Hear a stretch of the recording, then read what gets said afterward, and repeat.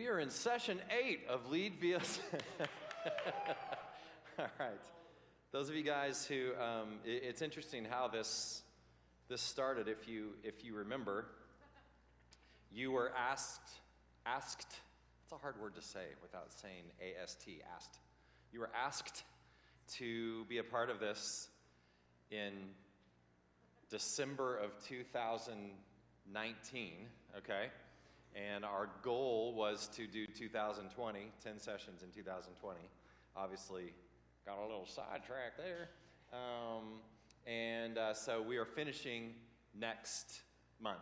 So you will have one more, and you will be, we will be graduates of the first class of Lead VLC ever in the history of the world. And so we will be recruiting again for another class that will begin in August, and we'll go August to May next time. So we'll do this again, and if you happen to miss some session, if you miss session 6 and you want to come to session 6 next time, you can come and catch up if you missed something along the way or whatever. But that's how we are going to do this. So we'll meet second Tuesday of May, and then we will be finished with this. So thank you so much for being, those of you guys, many of you have been to every single meeting, and really appreciate your commitment to this, and hopefully it's been beneficial to you, ultimately beneficial to your ministry, and then ultimately to our ministry, right? So let me give you the thesis statement for tonight. We're calling tonight People Matters, or People Matter. People matters is what we're calling it. People matters. And we say this: people are obviously a big part of leadership. So how do we develop lasting relationships, build authenticity and accountability with one another, learn to communicate well? We must learn the value of our word and the importance of loyalty in our relationships. A wise man once said, "Someone who leads with no one following is merely out taking a walk." Which made me remember all the funny Confucius say, those statements, you're familiar with those, right?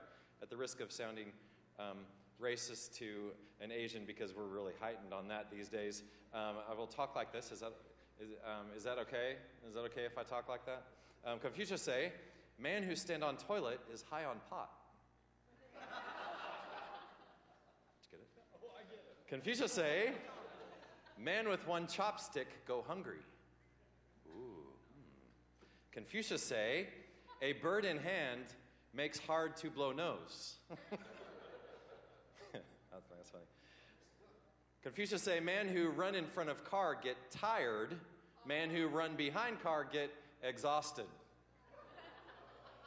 That's good, right? Kevin's still tracking. He's not quite there yet. There's a double one there. All right. Confucius say, "He who laughs last did not get the joke." And this is possibly, that was good. This is possibly my favorite one. Confucius say, "Crowded elevator smell different to midget." That's a good one, right? Yeah, that's what I thought. All right. So, someone who leads with no one following is merely taking a walk. You have to have followers, someone following you in order to be a leader, right? And people follow people who are authentic, and people who feel like it's hard to follow someone who doesn't communicate well, right? These days, it's really easy to spot a faker, right? I don't think anybody likes fakers. I think we like authenticity. I think it's really a value that has come to the top recently, I think, is people who say what they're going to do, what they say that they're going to do, right?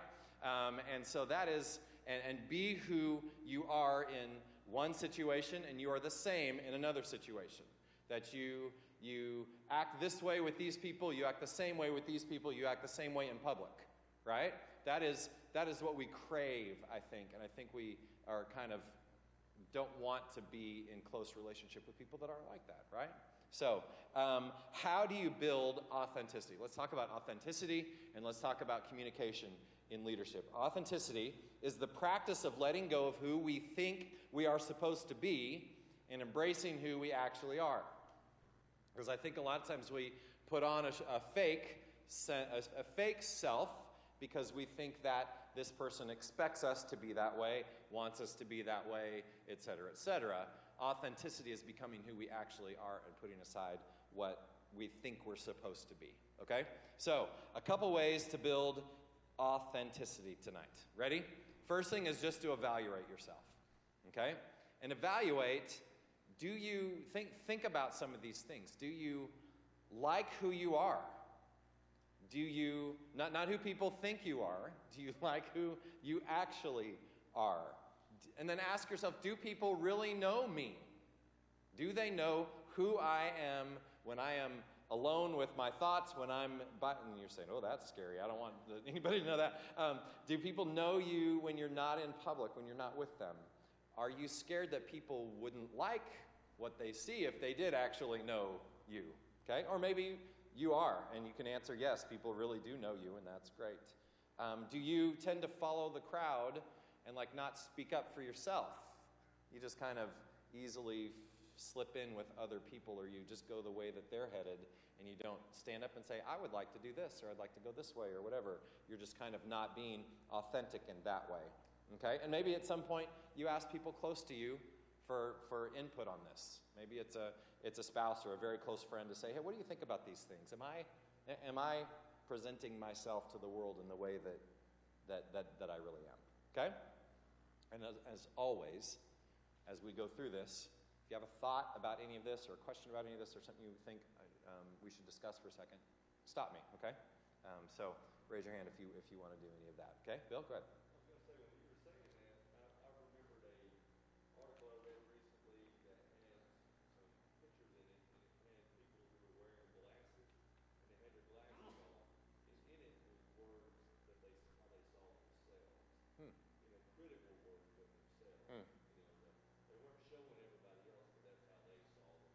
Interesting. So that's the only thing they saw was they looked through the world through that. Interesting. Yeah. Yeah. Okay. Second thing goes right along with that. Work on self-awareness.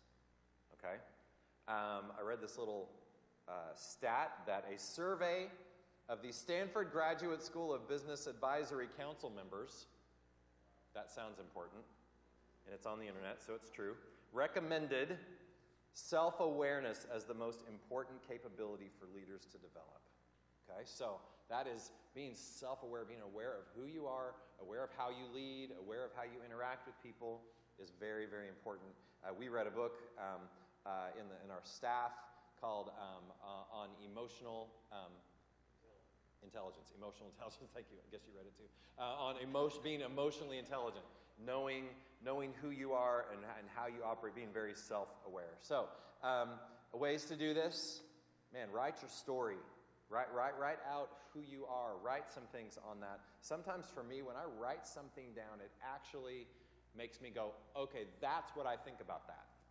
Because I haven't ever stopped and thought about it before, or maybe I haven't stopped long enough to say, let me write this down and say, this is what I think about this subject or whatever. And this is, in this situation, to write your story. Or right where you're at. And listen to feedback from friends. And obviously this is why we spent some time with Enneagram. We spent time with spiritual gifts. We do personality types, things like that. That's why all of that fits into this self-awareness, is knowing who you are and knowing how you operate. Okay? Third thing to building authenticity. Go ahead.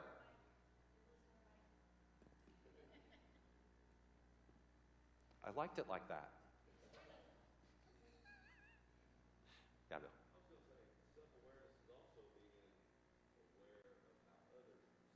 Yes. Yes. Yes. And so when you ask others for input, to say, how are you seeing me the way that I am presenting? Okay? Third thing is to make being honest a habit. Okay, now this may seem like it is a piece of cake, but I think we can easily fall into fudging the truth. I don't think very many of us, who are believers at least, just walk around telling bold-faced lies everywhere we go. I don't think we do that. But I think that we can tend to fudge a little bit of the truth to avoid getting caught, in some situation, or because we might look bad if we admit that we did this or that. And so we kind of just do these little white lies sometimes. And man, you've got to be an authentic leader, an authentic person, you've got to just say, I don't care what the consequences are in any situation. I'm going to be truthful completely in every situation with the people that, the people I know and the people I don't know. Okay? And so it's the same that you treat someone that you work with or someone that you live with, the same as you treat a person on the phone that you're trying to deal with this or that. You're honest in every situation because you've made that a habit in your life, right? And we don't allow any sort of these white lies to come in and drift in. Okay? Number 4, strive to be an open book. Now, this could be, have you ever known people who are too open of their books? Like they're oversharers, right? And so we have to use wisdom there. We don't want to overshare in the wrong situations, you know. What we talk about in my small group of guys is different than what should be shared in this room, right? Because that's a different context. And so becoming an open book with different people and in different situations is open. But I think the opposite of this is to just pretend like everything's cool. And you know, when we go around and we talk about, say, in my Monday men's group, when we talk about our prayer requests and stuff, and for someone to say, I'm good, every single week, something's not right here. You're not being an open book with us. You live in the world. And I know you may be handling it or whatever, but man, you've got to be sharing those things because that helps you be authentic. Okay? Anybody else? Okay? Number 5, admit your failures. Newsflash, no one is perfect. And we all know that. And none of us should ever act perfect because that's just dumb. Number 6, build accountability relationships. You know what? Accountability is really difficult to receive when you haven't asked for it, isn't it? But it's not hard to receive when you have asked for it, when you've sought somebody out and you say, hey, if you see me saying something or doing something that does not line up with who I want to be, and you know who I want to be, if you know me well enough, if I know you well enough to ask you for accountability, then that means that you're going to see, you're going to know what I want to be like, who I want to be, and I want to give you that freedom to call me on that, okay? That is, giving someone that freedom to do that in your life is a big deal. And if you don't have that relationship right now, you need to find somebody like that or find a group like that where you feel like you can really, truly be honest with each other and say, hey, man, this is not, I don't think you're wanting to do this. I don't think this is this bothered me about this or this whatever, okay? So you're doing, yes, say that one more time, say it loud. Make sure that you have that relationship, that you built that relationship before you try to tell somebody anything. Yes, true. I'm sure we all have that. Yes.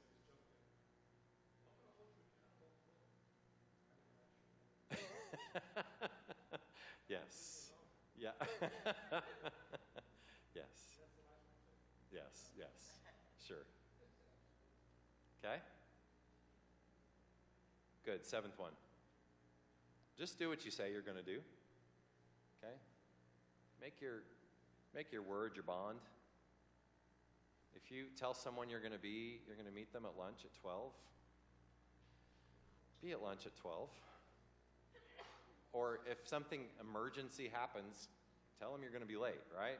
What that says to me, and I don't know if you've thought about this before. When we say we're meeting at 12 and you show up at 12:15, what that says to me is that you don't value my time. And what that says to me is that you don't value me. Now that sounds harsh, but that is truth. Now, if both of you are like, hey, we just show up whenever we want to show up, and you're both wired like that, knock yourself out. But for the most part, people want to be, they have that value in them. Whether they ever communicate that or not, that's why I'm such a stickler for being on time. Because I want to show you that I value you. I've told you we're going to be done by 8:30, and I do everything I possibly can to get us out of here by 8:30 because I want to show you that I value your time, and I'm not trying to abuse it. Okay? So do what you say you're going to do. Make your word your bond, and if things happen, but things don't happen every single time you're supposed to be somewhere, right? So let's make sure that you are doing that. All right. Anything out of those 7 that you want to reflect on, that you want to mention anything about?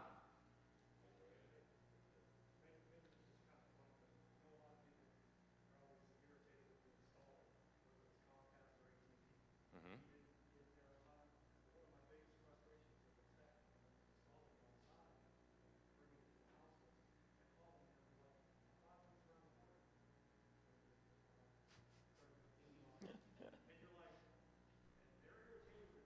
Uh-huh.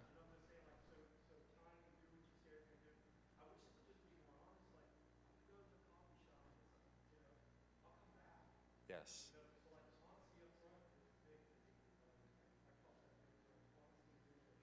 Yes. Yes, those two things can go together, can't they? Yeah, absolutely. Okay. Somebody else? Yeah?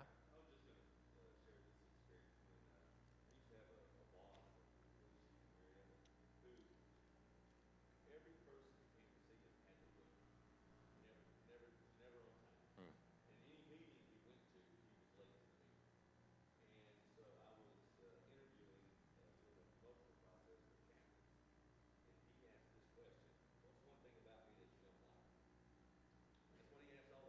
Okay.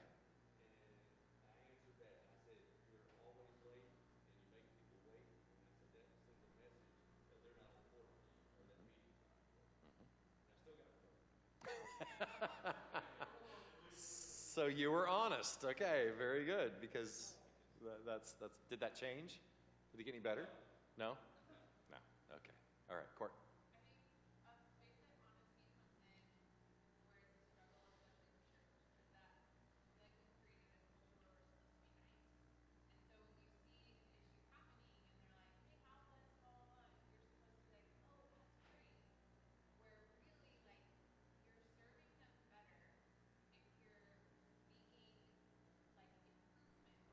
Hmm.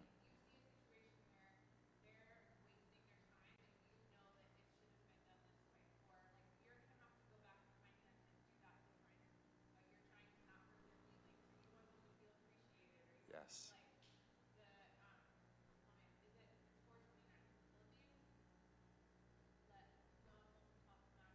Ephesians.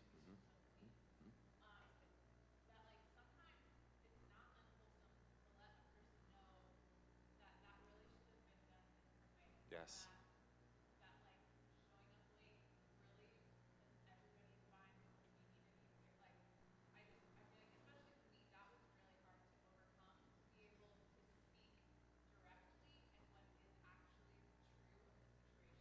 Mhm.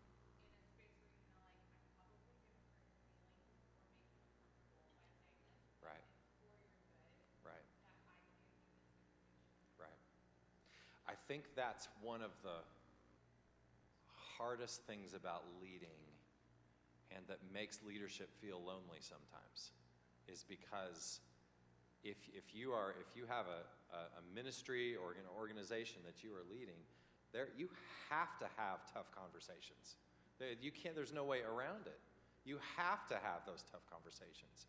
And so if you're not naturally a confrontational person, which a lot of people are not,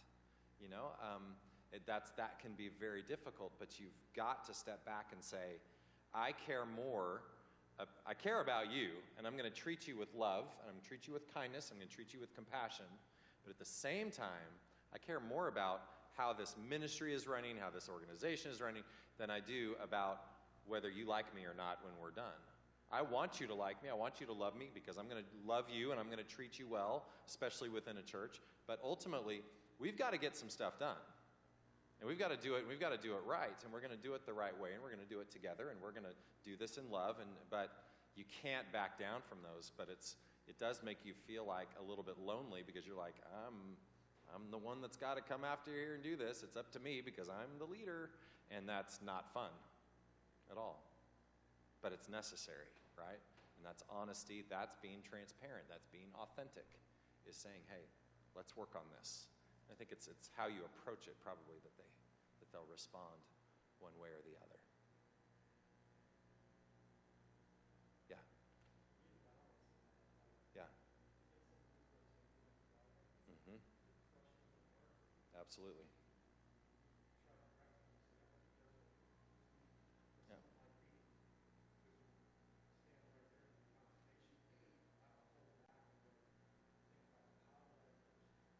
Yes. Yes. Yes. Absolutely.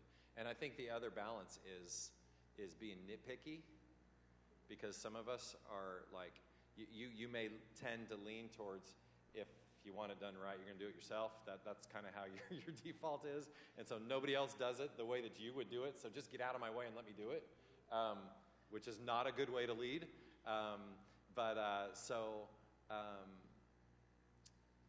So understand, knowing when grace that we give each other, when it's enough grace that crosses into, okay, I can't give you grace anymore without confrontation, right? So grace, we operate in grace and et cetera, but when it comes to a point where the ministry is being affected, where other relationships are being hurt, where all that stuff, okay, then we got to step in, and we got to confront in love. And Hunter, what you just said is number 2 in the next section. So thank you very much. That's great. That's great. Okay? So I want to talk about communication for a few minutes. Communication, how to be a better communicator interpersonally, and with those people that you are leading and those people that you are serving each week. The first step in building good communication is to listen, and then listen, and then listen some more. Okay? People want to know that they are being heard. And we, so many times, listen while they're talking. We're thinking about what our response is, right? We're talking about, how am I going to respond to this, instead of really engaging and listening to what they have to say. We're caring more about how we're going to respond than what they're actually are saying. And this, if you're married and you haven't learned this yet, learn it quickly, please, because you've got to listen to what they're saying, and there's lots of ways to really do that, to ask for clarification, say, hey, is this what you're saying to me? And that really makes that person feel important when you are responding to them and showing them that you are listening and repeating back to them what they say to you, right? There's that reflective listening thing where they're speaking something and you're saying, I'm hearing you say this. Is this what you're saying? And that makes them feel valued. I think the other thing in these days that can keep us from listening is trying to do too many things at one time, right? We're responding to an email while we're on the phone and while we're cooking dinner, right? And that's probably not a good thing to do. How many of you have accidentally done something you didn't mean to do because you were doing too many things at once? Yes, I think we all have. Y'all, I responded with a message. Rachel, do you remember this? This was, 6 months ago, 8 months ago, before we were talking about buying this building. Our 27th assistant that Chuck, our landlord, had, because he can't keep one for more than 2 months, it seems like, she responded, and it was just ridiculous what she was saying. It was just ridiculous. And I meant to reply to Rachel. Instead, I replied to Rachel and her, and I basically said, ridiculous. And she writes back and she says, excuse me? I said, oh crap. And it's because I was sitting at the lunch table with Cameron and Angie. We were talking about something, and I was just firing something off because we were just doing multiple things. And I was like, oh my gosh. So I replied and I said something like, that was intended on another thread. Which it was. That was honest. The thread was supposed to be me and her. And so anyway, I've learned I got to stop, okay? Just stop trying to do more than one thing at one time, all right? No, that is not why they're not selling us the building, all right? I was just trying to, yeah, that was bad. That was bad. By the way, Chuck is just playing games with us. Just a little update. He's just playing games with us. we've made an offer, he comes back with his asking price. We make another offer, he comes back with his asking price. He's just being ridiculous. And so we're almost at the point where we're like, okay, we'll just sit here. We'll just sit here and let you sit with that side open and let you try to sell it for a price that no one's ever going to pay, and you come back to us. So it's almost where we're at, and I don't like that. I don't want to be there, but that's kind of, it's either that or pay him what he wants us to pay, and that's not going to happen. So anyway, if you're not praying for the building, now's a good time to start. All right, number 2.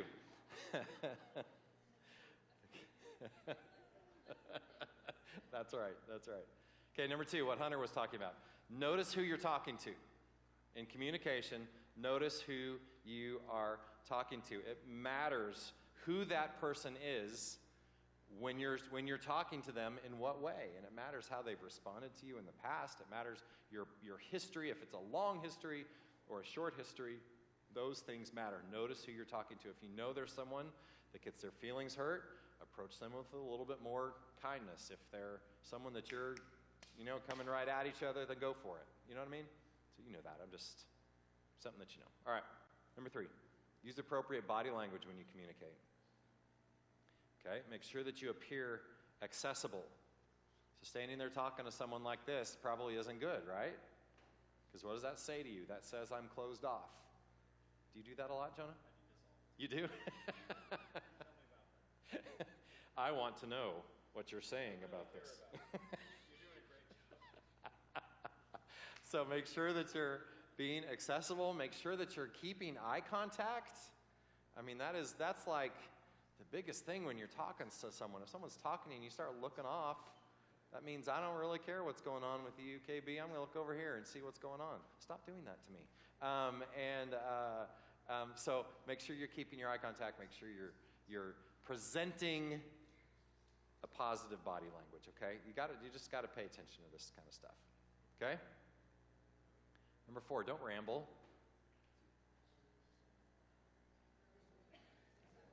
Ramblers, man.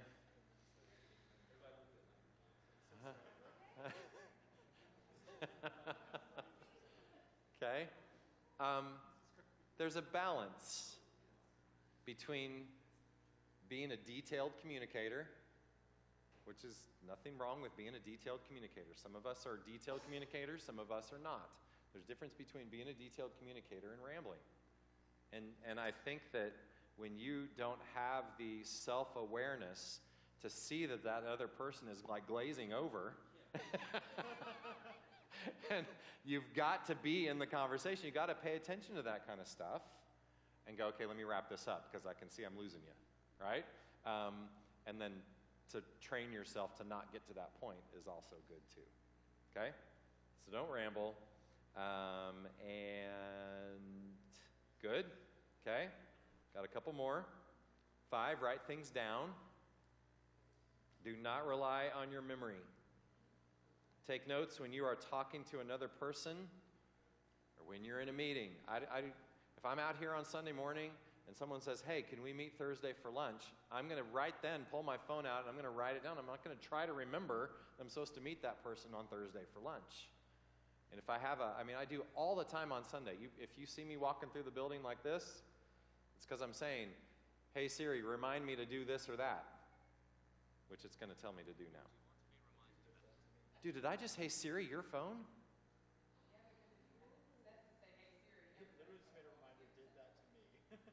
Hold your phone out. Just hold it. Just don't open it. Hey Siri. Do it to mine. Hey Siri. Did it go? No, but it did it. My Siri needs to chill out. Go to sleep. Yes, Master. All right. So write things down. Write things down. Your staff will tell you that it gets me really itchy when someone says they're going to do something and they don't write it down in a staff meeting. It drives me bazonkers. So that's something that they practice a lot. All right, number 6, use appropriate communication. We talked about this in our staff meeting the other day. Use appropriate communication for appropriate moments. We use, in our staff, we use our phones. We use Voxer, which is like a walkie-talkie thing. We use FaceTime. We use email. We use text. We sometimes use GroupMe and stuff. And so we talked about what is appropriate for what. And it's funny because there's sometimes when Rachel will Voxer me something that is 6 minutes. See if you did this to me last week. That's right. And it was, oh yeah, and while I'm thinking about it, this. Da-da-da-da-da. Oh yeah, while I'm thinking about it, this. And I'm sitting here with a Voxer. I'm having to go back and listen to it again and write down the things that I'm supposed to reply on. Just call me, right? We talked about that. It was funny. And because he didn't even mean to. Then there's, okay, so a text message is I need this right away. I want a response that's soon, right? Whereas an email is 24 hours. We say in our staff we're going to reply in 24 hours to every email. Okay, it's a slower thing. So what do you need? Do you need to do this or that? Think about what you're going to do. And please, please, please stop replying all if all don't need to see your reply. Sorry, that was a little... Okay. And then go back and read your message before you hit send. Yeah. Check your message before you hit send.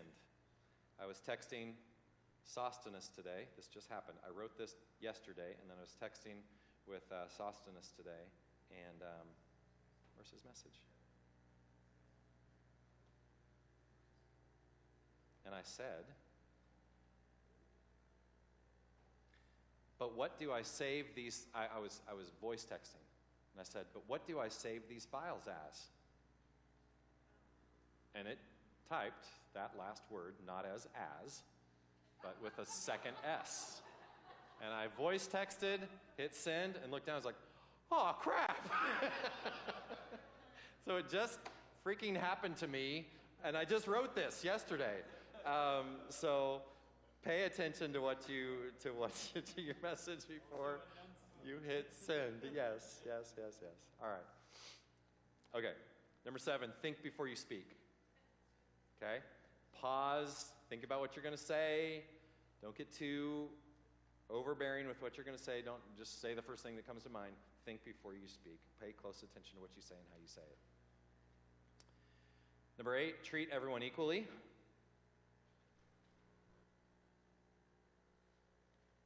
We got a cruise. You guys got to listen faster. Treat everyone equally. Like, don't talk down to people.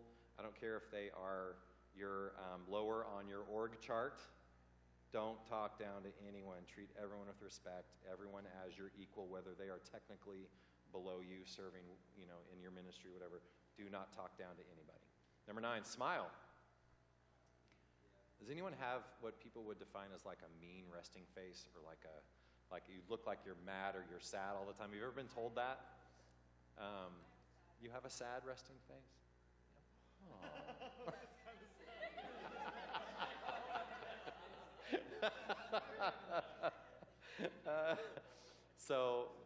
But at the same time, your smile is spectacular, Jess. So use your smiles, even when you're on the phone. When you smile on your phone, it comes across. You can hear it. Number 10, learn the art of the good question. Y'all, people are so very selfish these days. I don't know if this is just something I've been noticing lately, or if this is how it's always been and I'm just late to the game. But there's times when I'll come home with an appointment, I'll have a lunch appointment with someone or something, and I asked them 57 questions about them, and they didn't ask me one thing about me. Has that ever happened? Has that happened to you? That is, and I come home and I'm like, they didn't, and clearly that communicates they don't care about me. I don't know that that's how they feel, but that's how it communicates to me, right? So learn the art of the good question. Think about what you can ask that person to dig into them. Remember past conversations. Remember your histories together, where you can recall that and ask them good questions about themselves. Okay, Colin, you're one of the best people at this. Anytime that you and I have a meal or a coffee together, I walk away brain hurts, because I've been trying I've communicated so much because you've asked me such good questions, and I've had to think about it, and I appreciate that about you. So be thinking about that, learn that art, and practice that art, and intentionally ask people about themselves. Don't be that type of person that is just always talking about themselves without ever engaging with that other person. Okay? And there's four little bullets under that to help you with your question asking. First thing is, don't ask one-word answer questions. Okay? There's a big difference between picking your daughter up from school and saying, "How was your day?" and "Tell me about your day." Right? How was your day? Is that what you're going to say? Twinsies. Yeah, there's a big difference there. And following up, any question can be expanded upon by following up with the word why. Okay? If you do happen to say, "How was your day?" and they say good, like every teenager says, then you say, "Why?" And now that can get really annoying if you ask why after every single question. So you got to use this strategically. But that's a really good way to dig into somebody's why did that happen? Even when it's not a natural place for a why, that's always a good thing to do. And that always, that's under dig deeper there, is to follow up with why. So don't ask one-word answer questions. Dig deeper. I'm going to skip to letter D, Rachel, to don't interrupt. Oh, we put them up there like that. That's fine. Don't interrupt, because interrupting them shows that you don't value them, right? And letter C is to use the power of silence. People get so nervous when there's holes in the conversation, and they start getting uncomfortable, right? Waiting for that silence to stop. You got to be comfortable with asking a question, maybe waiting for a response, letting it sit there. It's okay.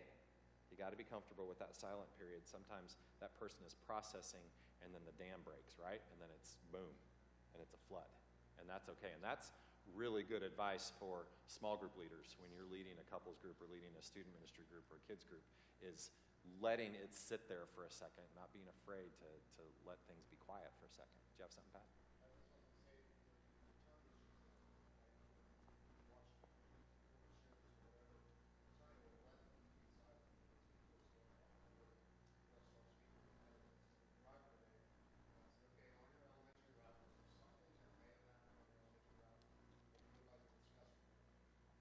Yeah.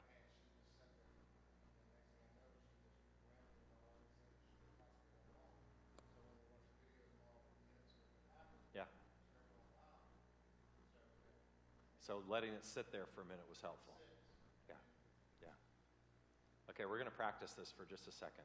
Leave your stuff on your chairs. Come, just make a little circle right here. Maybe around these chairs right here. Just stand in a circle, face the middle. And then we'll be done. Okay. So, yeah, you guys can go right behind those chairs maybe. Just get where we can all be in a circle. Okay. Here's what I want to do.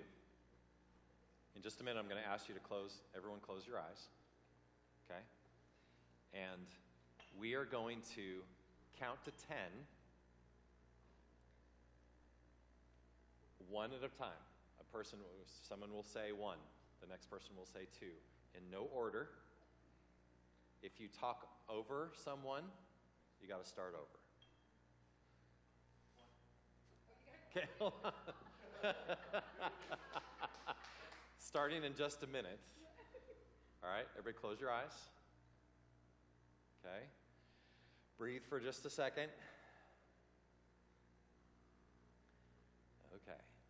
Whenever someone's ready, go ahead. 1, 2, 3. Oh, start over. 1, 2, 3. 4. 5, 6. 8. Oh, almost. Good. Good. Start over. 1, 2, 3.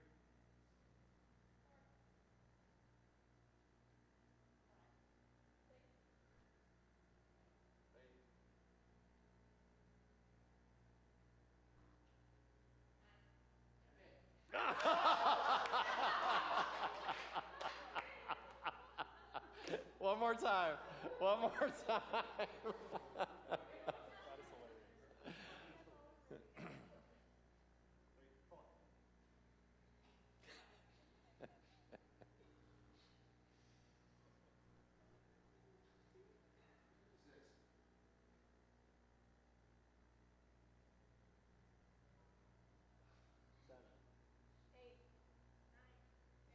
Ah!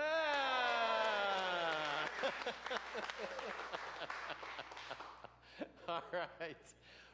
What's the key to that? Patience. Yeah, just be quiet. There's more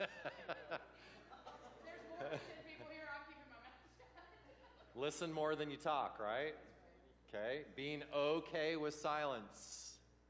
Knowing that as we work together, as we don't try to get to, then we're going to be okay, right? Good. Let me pray with you.